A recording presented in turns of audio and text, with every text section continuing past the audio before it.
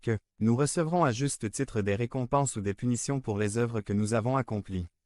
Ici sur terre. Alléluia. Psaume 98, 9. KJV dit que Dieu vient pour juger la terre. Il jugera le monde avec justice et les hommes avec justice. Dans 2 Thessaloniciens 1, 7 à 9, Dieu dit à tous ceux qui subissent l'injustice de la part des méchants, de la part des plus forts et des plus pervers, et donnez du repos à vous qui êtes troublés quand le Seigneur Jésus sera là, révélé du ciel avec les anges de sa puissance, dans un feu flamboyant, pour punir ceux qui ne connaissent pas Dieu, ni n'obéissent à l'évangile de notre Seigneur Jésus-Christ, qui subira le châtiment de la destruction éternelle, exclu de la présence du Seigneur et de la gloire de sa puissance. Dieu, dans sa parole, nous assure qu'un jour il mettra fin à toutes sortes d'injustices. Nous serons tous jugés par le juge des juges, le seul qui puisse juger avec une justice parfaite. 2 Corinthiens 5, 10 dit. Car nous devons tous comparaître devant le tribunal du Christ, afin que chacun reçoive selon ce qu'il a fait pendant qu'il était dans le corps, soit bien soit mal. Devenez membre de la chaîne et AIDEZNOUS à propager la parole de Dieu dans le monde entier. Dimanche 17 mars 2024. P4. Pourquoi l'enfer existe-t-il? Parce que le péché et le mal existent et parce que Dieu est saint et juste.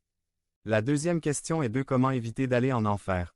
Les gens se demandent, existe-t-il un moyen d'être complètement sûr que je n'irai pas en enfer après ma mort? La réponse est absolue, oui.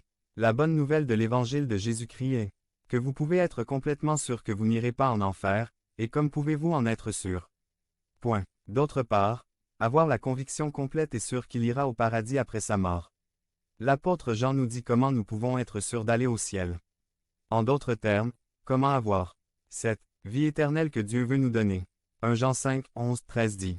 Et ceci est le témoignage que Dieu nous a donné, la vie éternelle, et cette vie est dans son Fils. 12 Celui qui a le Fils a la vie. Celui qui n'a pas le Fils de Dieu n'a pas la vie. 13 J'ai écrit ces choses à vous qui croyez au nom du Fils de Dieu, afin que vous sachiez que vous avez la vie éternelle et que vous croyez au nom du Fils de Dieu. Quand on sait qu'une calamité approche, les gens se préparent. Seule une personne insensée et insensée vivrait sa vie sans se préparer à ce qui est inévitable, la mort. Je ne sais pas si vous avez pris en compte les statistiques récentes. Le taux de mortalité par personne dans le monde est de 100%. Un jour, je ne sais pas quand, toi et moi allons mourir et affronter notre Créateur. La question est, êtes-vous prêt à aller au paradis? La seule façon possible d'éviter d'aller en enfer est d'être sûr qu'à notre mort, nous irons au ciel, à la vie éternelle avec le Seigneur. Êtes-vous sûr que lorsque vous mourrez, vous irez au paradis? Dieu vous a-t-il donné la vie éternelle? Cela m'amène à répondre à la troisième question. 3. Comment puis-je obtenir la vie éternelle que Dieu offre? Jésus-Christ, en recevant la colère de Dieu pour vos péchés et les miens sur la croix du calvaire, a permis que votre billet pour le ciel soit garanti. Dis-moi si ce n'est pas une bonne nouvelle. Dans le passage de 1 Jean 5, 11, 13 que nous venons de lire, il nous est clairement dit que la vie éternelle est en Jésus-Christ, le Fils de Dieu, et il est dit que celui qui a le Fils a la vie. Celui qui n'a pas le Fils de Dieu n'a pas la vie. Ce que vous devez faire aujourd'hui, c'est vous assurer que Christ vit en vous. Vous devez vous assurer de le recevoir comme votre Dieu, comme votre Seigneur et comme votre Sauveur de votre vie. La Bible dit que Dieu a tant aimé le monde qu'il a donné son Fils unique, afin que quiconque croit en lui ne périsse pas mais ait la vie éternelle. Jean 3, 16. Que devez-vous alors faire pour recevoir Christ comme votre Dieu, votre Seigneur et Sauveur de votre vie? Vous devez faire 5 pas de foi. Admettre que vous êtes un pécheur. Romains 3, 23. Parce que tous ont péché d'eux. Croyez que Jésus est mort pour vos péchés.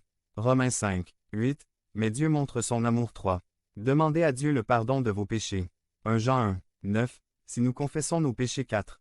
INVITEZ Jésus à vivre dans votre vie. Romains 10, 9 et 13.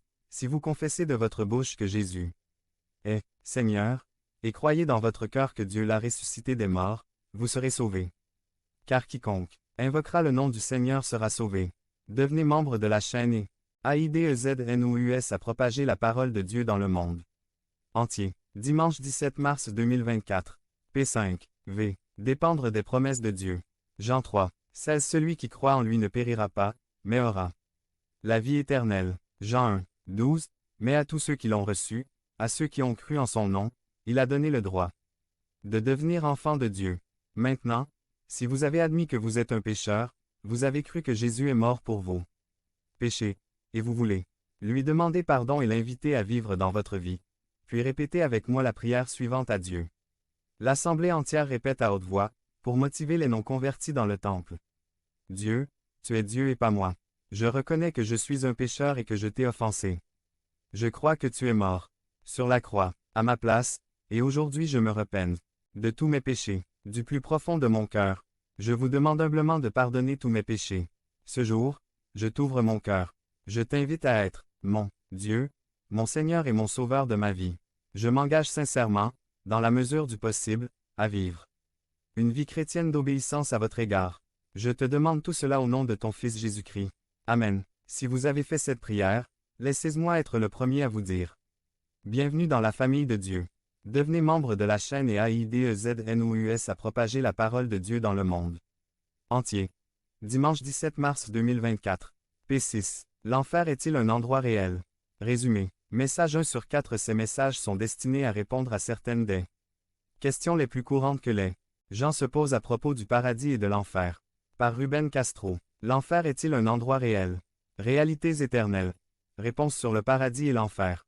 Message numéro 1. Luc 16, 19 à 31. Il y a quelques années, un titre paru dans un journal a dû inciter quelques personnes à s'étouffer avec leur café du matin ou à nettoyer leur verre pour s'assurer qu'elles avaient bien lu. Il disait, cette année, il sera peut-être plus difficile d'aller en enfer. Le journal faisait référence à la ville de Hell, dans l'État du Michigan. Hell en English signifie enfer. Peut-être que cette année, il sera plus difficile d'aller en enfer.